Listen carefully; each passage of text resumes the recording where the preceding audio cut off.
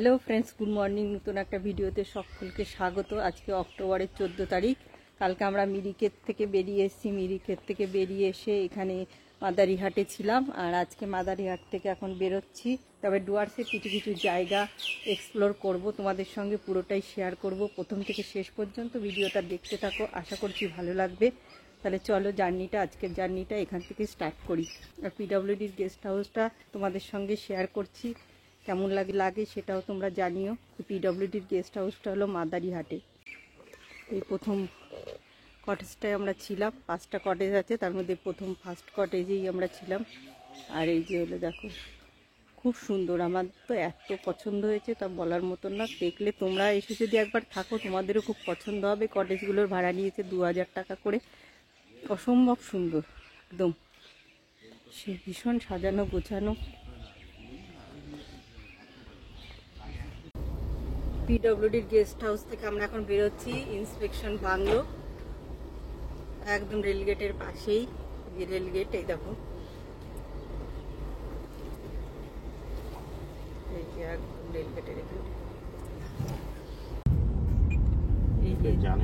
এই যে জলদাপাড়ার গেট, একদম জলদাপাড়ার কাছেই ছিলাম। আমরা তো জলদাপাড়ার সাফারিটা করতে পারতাম।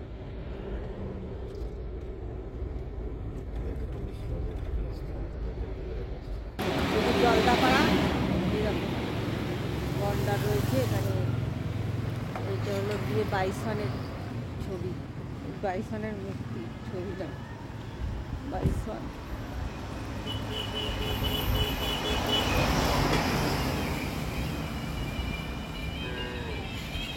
Jaldapara national park.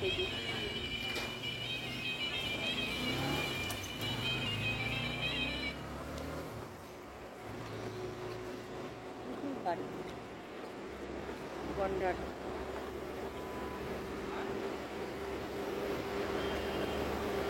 এক সিন্ধু বন্ডার।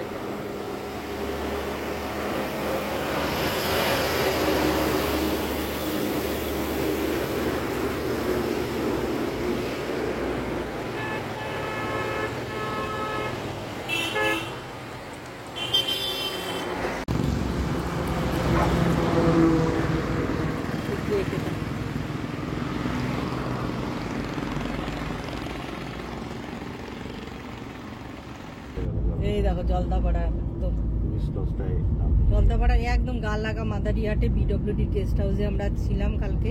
জানতাম না যে এত কাছে, এখন এসে দেখছি 2 মিনিটও না।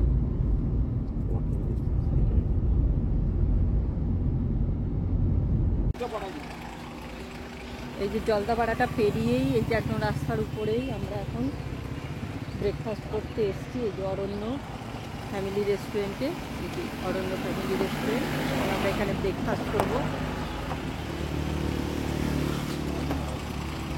মাদারিহাটের পিডব্লিউডির গেস্ট হাউস থেকে বেরিয়ে 5 মিনিট আসার পরেই 2 মিনিটের রাস্তায় ছিল জলদাপাড়ার গেটটা। সেই গেটটা পেরিয়ে একটুখানি আসার পরেই আমরা এই অরণ্য রেস্টুরেন্টে এসেছি ব্রেকফাস্ট করার জন্য। এখান থেকে ব্রেকফাস্ট করে আমরা একেবারে বেরিয়ে যাব।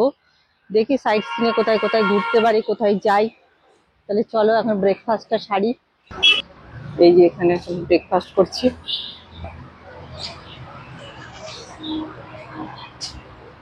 পাশেই পেট্রোল পাম্প রয়েছে রিলায়েন্সের।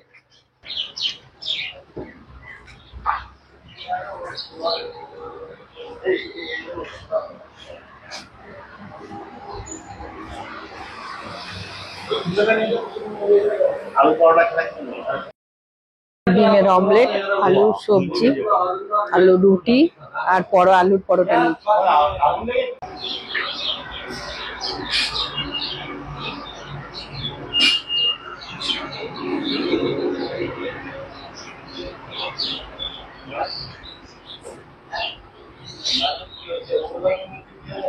এখন আমরা যাচ্ছি মালঙ্গি ফরেস্ট গেস্ট হাউসে, চিলেপাতা ফরেস্টের ভিতরে ওখানে। আর ওখানে একটু দূরেই আছে পাশেই কোদাল বস্তি, ওখান থেকে সাফারি হয় নাকি আমরা জানি না, দেখতে হবে ওখানে গিয়ে কি হয়। জলদাপাড়ার থেকে আমরা ব্রেকফাস্ট করে এখন বেরিয়ে যাচ্ছি হলো চিলাপাতা ফরেস্টের ভিতরে, থাকবো মালিঙ্গি গেস্ট হাউসে। এখন আমরা সেখানে যাচ্ছি।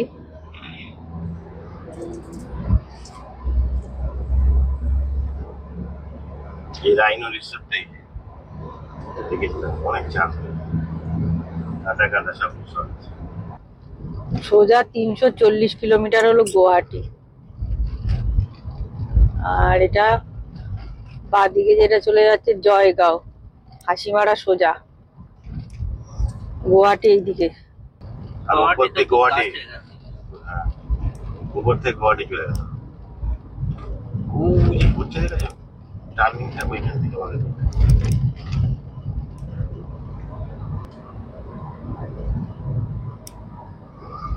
এইখান থেকে ভাগ হবে, দেখো গুয়াহাটি 338 কিলোমিটার, 2 কিলোমিটার না, দেখো চা বাগান ভর্তি।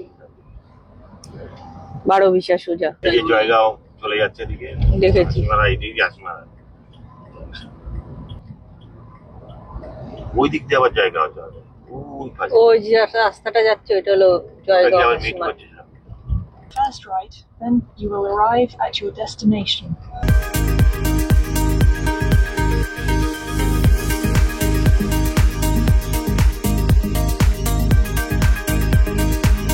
এই যে মালিঙ্গি লজে এখন আমরা ঢুকছি, এটা আমাদের। আচ্ছা, এই জঙ্গল শুয়ে ছোট ফাঁস করে দেবো। আমার একটা ডিলাক্স আরো ছিল না তো কম দামে। তোকে কাগজটা বের কর।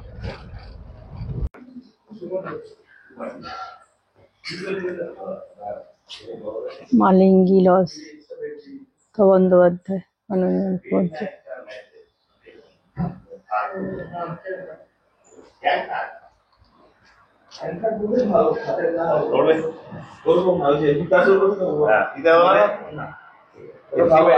রড আয়রনের যে খাটগুলো ওইগুলো কি এক্সট্রা বেড দিয়ে দেবে। বেডটা বলছি না, মানে নিচেটা। হ্যাঁ সেটাই বলছি, মানে ওই রড আয়রনের যেগুলি হয় না ওই টাইপের। হ্যাঁ সেইটাই বলছি, ওইটাই। উপরে ঘর দেবেন, নিচে না।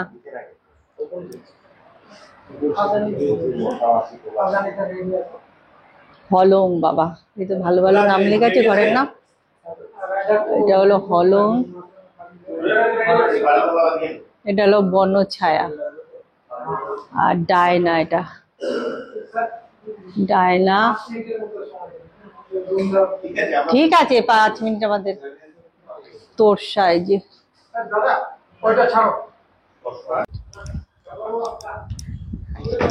মালিঙ্গিতে এই যে আমরা দেখো গেস্ট হাউসে ঢুকেছি।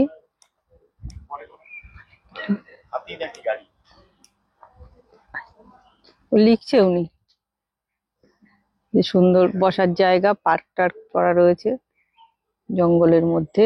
দেখো চারিদিকে জঙ্গল। একটু পরে সাফারি করতে যাব আমরা। এই আমরা এখন চিলাপাতা ফরেস্ট মালিঙ্গিতে আমরা আজকে থাকবো।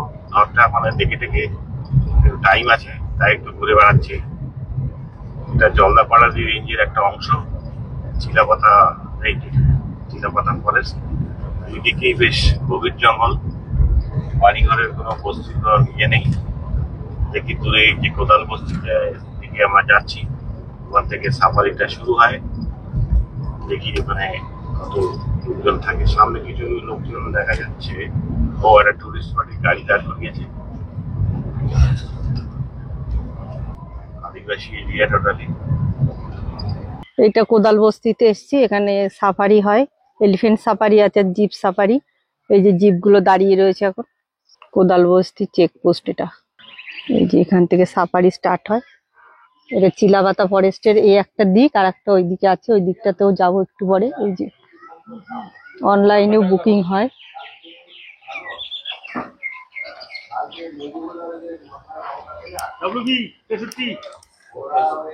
এই যে এই দেখো কোদাল বস্তি চেকপোস্ট, চিলাপাতা চেকপোস্ট।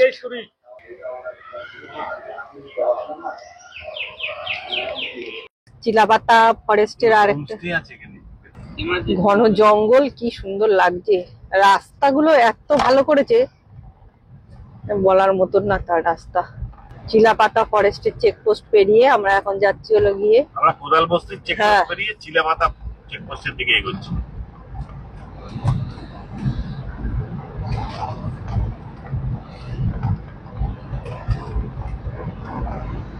এখানে গিয়ে সাফারি বাইক দেখবো দাঁড়াও চিলেপাতা।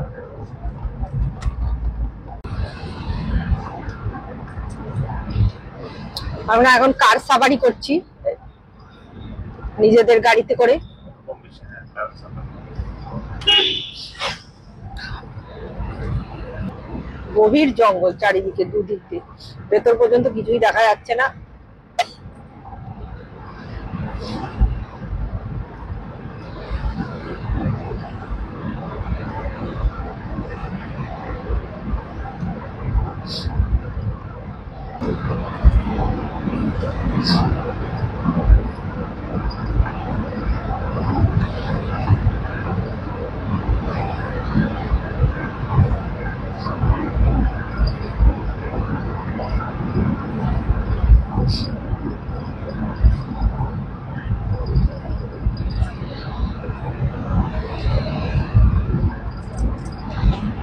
বেশ।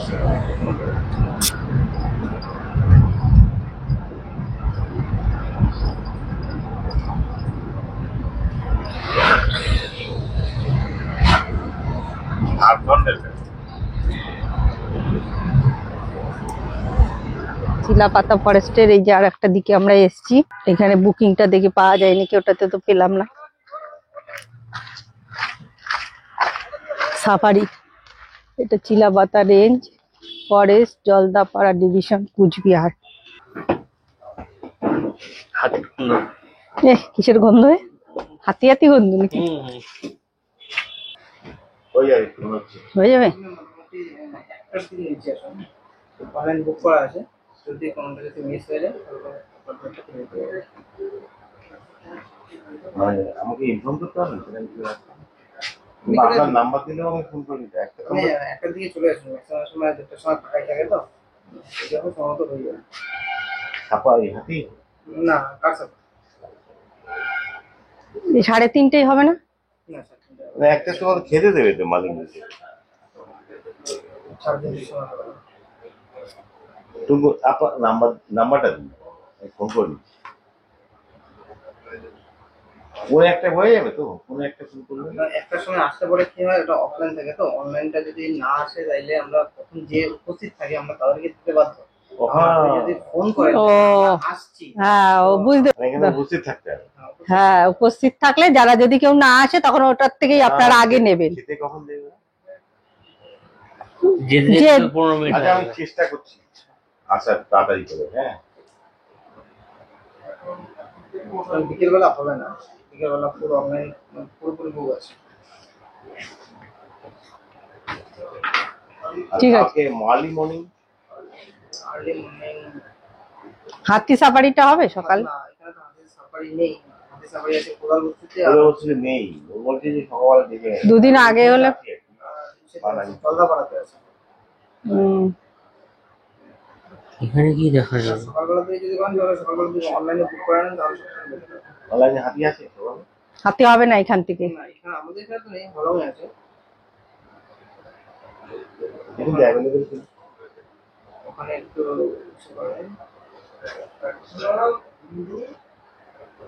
কোন হাতি আমার ভালো লাগে।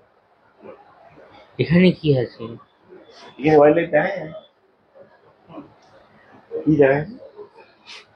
হাতি কোটার রয়েছে। এই যে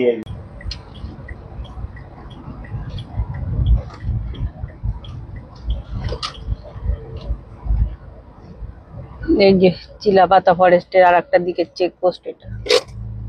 আর আমাদের টিকিট কাটতে হবে, তারপরে টিকিট কাটতে হবে না। ওটা তো দেখি। আর এন্ট্রি করতে হবে, এন্ট্রি রিটার্নের যে এন্ট্রি।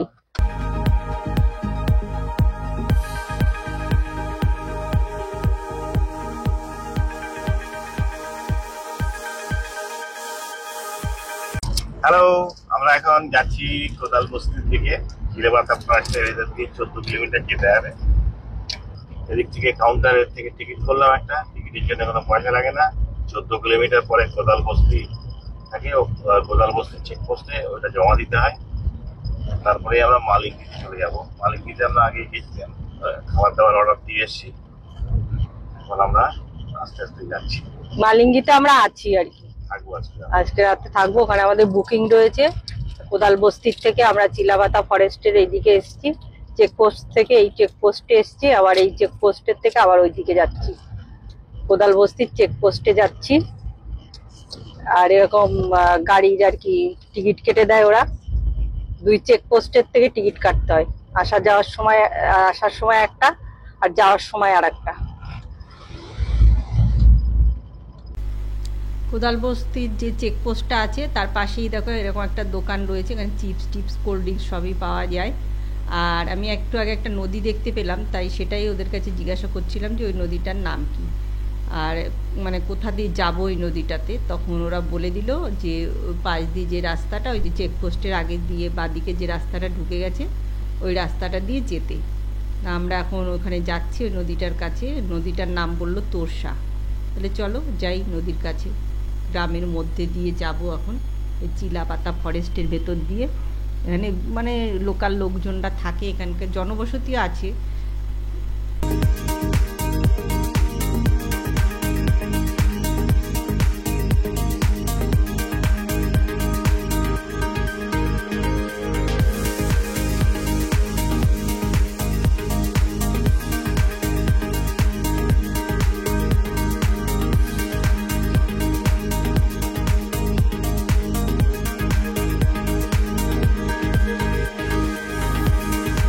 কিছুটা আসার পরেই দেখো আবার এই যে দুদিক দিয়ে দুটো রাস্তা গেছে, তখন আবার জিজ্ঞাসা করলাম এই যে বাচ্চাগুলোর কাছে, তখন বলে দিল যে এই রাস্তাটা দিয়ে যেতে। আর দেখো কাঠের বাড়ি সব, এখানে এরকম কাঠের ছোট ছোট বেশ কাঠের বাড়িগুলো আছে, ভালোই লাগছে দেখতে, গ্রাম্য পরিবেশ।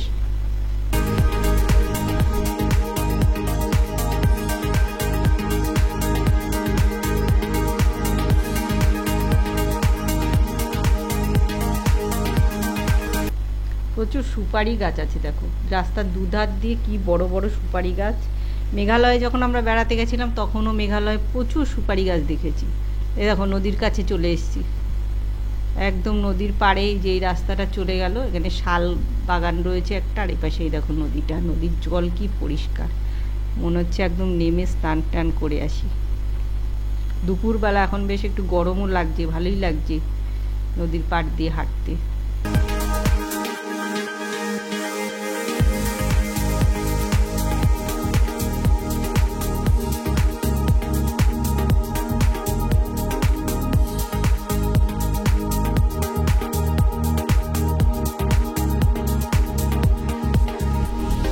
নদীর পাড়েই দেখো শাল গাছের এই যে একটা জঙ্গল রয়েছে, আর তার পাশেই দেখো মানে লোকাল লোকজনের জনবসতি আছে, এই যে বাড়ি ঘরও রয়েছে।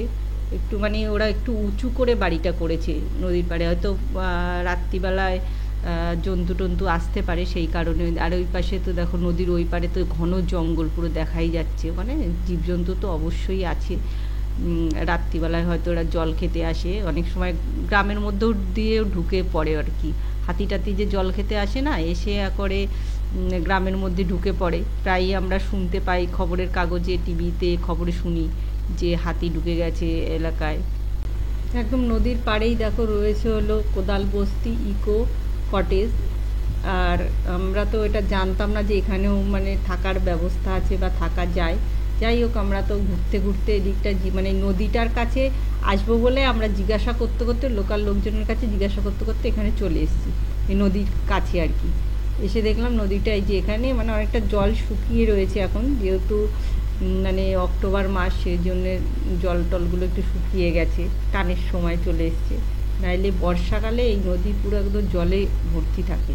আর লোকাল লোকজন দেখো বাচ্চা কাচ্চারা এখানে স্নান করছে, জল বেশি না, একদমই কম জল। ওই দেখো বাচ্চারা স্নান করছে এখানটাতে।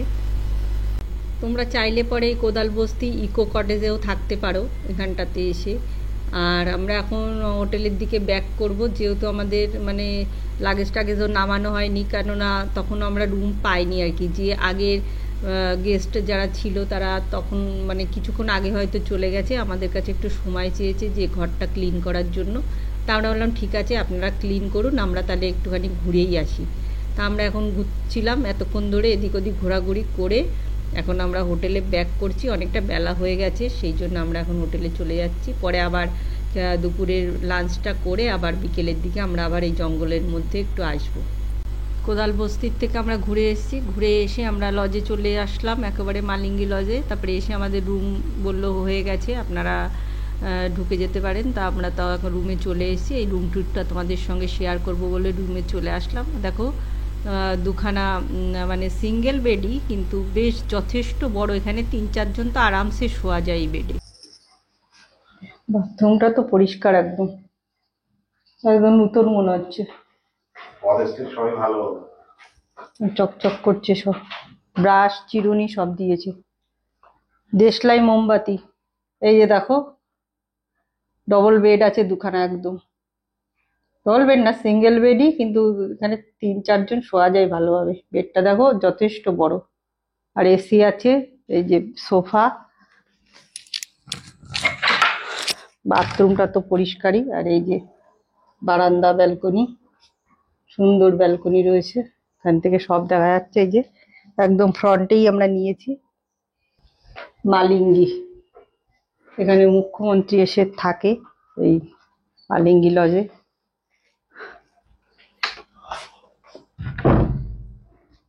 ব্যবস্থা 3000 টাকা নিয়েছে আমাদের এই রুমটা।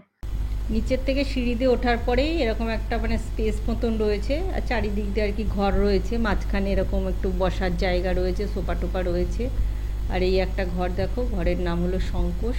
নিচেও দেখালাম যে কতগুলো ঘর রয়েছে, তার নামগুলো তোমাদের একটু আগে আমি দেখালাম। আর এই উপরের ঘরের নামগুলো তোমাদেরকে দেখাচ্ছি। এই প্রথমে দেখালাম শঙ্কোষ, কালজানি, এটা হলো রায়ডা। এই রুমগুলো রয়েছে এখানটাতে, দোতলাতে। আর এই যে এখানে একটা দেখো দরজা দেখতে পাচ্ছ, এই দরজাটা দিয়ে বাইরে গেলে পরে একটা মানে ওপেন বারান্দা মতন রয়েছে এখানটায়, বেশ বড় বারান্দাটা।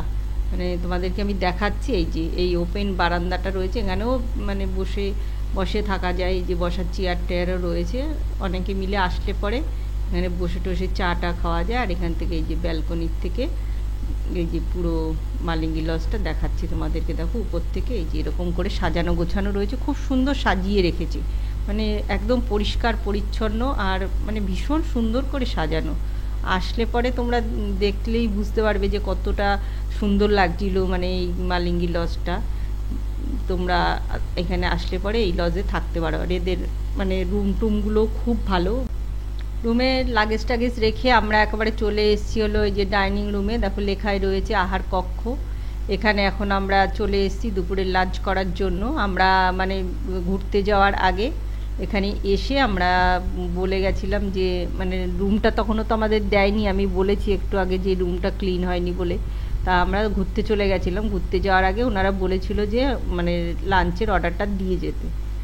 তা আমরা লাঞ্চের অর্ডারটা দিয়ে গেছিলাম, দিয়ে গিয়ে আমরা ঘুরতে চলে গেছিলাম। ঘুরে টুরে এসে আমরা লাগেজ রেখে এখন এই ডাইনিং টেবিলে চলে এসেছি লাঞ্চ করার জন্য। আজকে আমাদের দুপুরে লাঞ্চের মেনুতে ছিল হলো ডাল, ঝুড়ো করে আলু ভাজা, আলু পটলের তরকারি, আর মানে ফিশ থালি একটা ছিল, আমাদের চিকেন থালি একটা ছিল। ছেলে নিয়েছে চিকেন থালি আর তোমাদের দাদা নিয়েছে হলো ফিশ থালি। আর আমি ভেজ খেয়েছিলাম, আমার ভালো লাগছিল না এসব কিছু খেতে, তার জন্য আমি একদম নর্মাল সিম্পল ভেজ থালি খেয়েছি, ডাল সবজি দিয়ে ভাত খেয়েছি। এই যে আমি এখন খেতে বসলাম, আমার থালায় যে গরম গরম ভাত দিয়ে যাচ্ছে। এদের আপ্যায়নটা এত ভালো ছিল না, মানে তোমরা যদি ডুয়ার্সের এইদিকে আসো তাহলে বলবো যে এই মালিঙ্গি লজে থেকো। মানে এদের আপ্যায়নটা সত্যি মানে একেবারে বলার মতন, খুব আন্তরিকতা ছিল এদের মধ্যে। আমার তো খুব ভালো লেগেছে এদের আতিথেয়তা। এই যে এইদিকেও রয়েছে সুপার ডিলাক্স, আমরাও সুপার ডিলাক্সে আছি। এটা হলো বনঝোড়া, এইটা হলো বনঝোড়া। এই পাশে এইদিকে এই যে জঙ্গলের দিকে এটা হলো জয়ন্তী। দেখো এইদিকেও রয়েছে, এই যে এইদিকে রয়েছে কতগুলো ঘর। এই যে এইদিকের ব্যাকগ্রাউন্ডটা এইরকম, এই ঘরগুলোর যে ব্যালকনি সব ঘরের সাথে রয়েছে। এটা হলো সুপার ডিলাক্স 1 নম্বর, এটা 2, আর আমরা 6 নম্বরে আছি। এটা হলো 2, বনঝোড়া 2, জয়ন্তী 1, আর এটা হলো গিয়ে বনরিনী, এটা হলো 3। বনরিনীটা হলো 3। এই যে ওই কোনায় একটা আছে 4, বনবিথি 4 নম্বর। এই যে বনবিথিটা হলো 4 নম্বর। এই যে এদিকে ব্যাকগ্রাউন্ডটা এরকম, ওর বারান্দাটা ওই যে আমাদের পাশেই রয়েছে।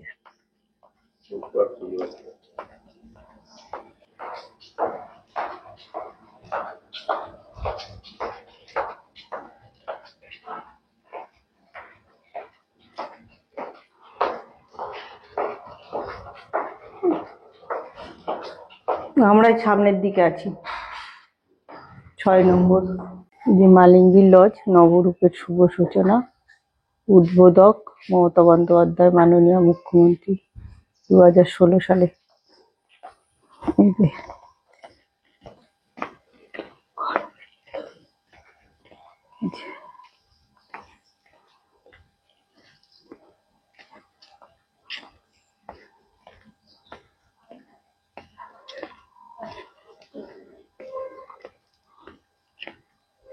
এই যে রঙ্গন ফুল হয়েছে, দেখো কত রঙ্গন ফুল, গাছই গাছ, সুন্দর সব।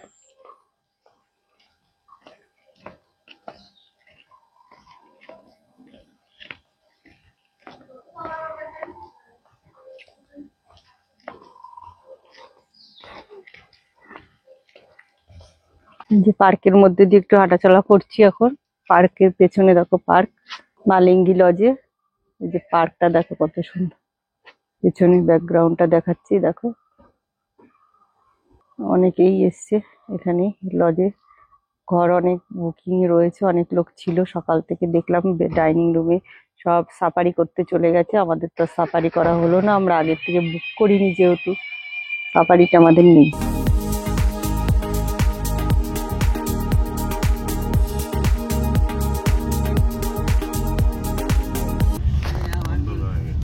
অন্ধকার হলে হাতি আসছে, পুরো পরিষ্কার আমার ক্যামেরায় দেখো।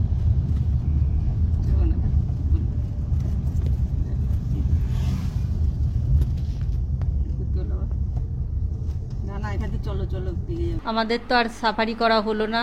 যাই হোক, আমরা দুপুরের লাঞ্চটা করেই বিশ্রাম নিয়ে আমরা আবার একটু মানে লজে ঘোরাঘুরি করলাম। তারপরে আমরা আবার বেরিয়ে পড়েছি জঙ্গলে, আবার জঙ্গলের মধ্যেই আমরা একটু ঘোরাঘুরি করছি। তারপরে দেখো এই হাতিগুলোকে দেখতে পেলাম, মনে হয় সাফারি করে হাতিগুলো মানে ফিরে যাচ্ছে। তারপরে আমরা একটা জায়গায় এই যে ঘোরাঘুরি করতে করতে একটা দোকানের সামনে আসলাম, ওখানে চাটাও বিক্রি হচ্ছে আর লোকাল লোকজনরাও এখানে দাঁড়িয়ে রয়েছে। আর এই ছেলেটার এখানে একটা দোকান রয়েছে ওর, আর ওই যে ওই মহিলাটার দোকান থেকে আমরা চা খেলাম। আর এই দিকে মানে একটু পকোড়ার দোকান ছিল, সেখানে পকোড়া ভাজছিল, সেখান থেকে আমরা পকোড়া এনেও আবার খেলাম সন্ধ্যাবেলায়।